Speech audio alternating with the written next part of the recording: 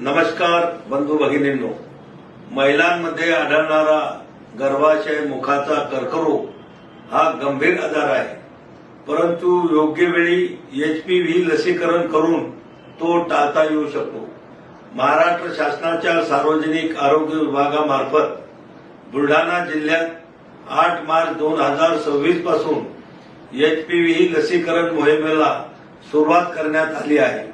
मी जिल्ह्यातील सर्व पालकांना मनापासून आवाहन करतो की 14 ते 15 वर्ष वयोगटातील आपल्या मुलींना ही लस नक्की द्यावी.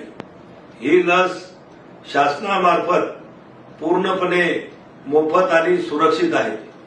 सध्या काही समाज माध्यमावर या लसीबाबत अफवा पसरवल्या जात आहेत.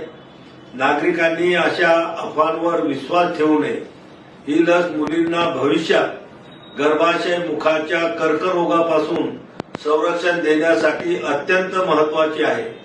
म्हणून सर्व पालकांनी पुढाकार घेऊन आपल्या मुलीचे एचपीव्ही लसीकरण करून घ्यावे आणि या जनहिताच्या मोहिमेला सहकार्य करावे असे मी आवाहन करतो.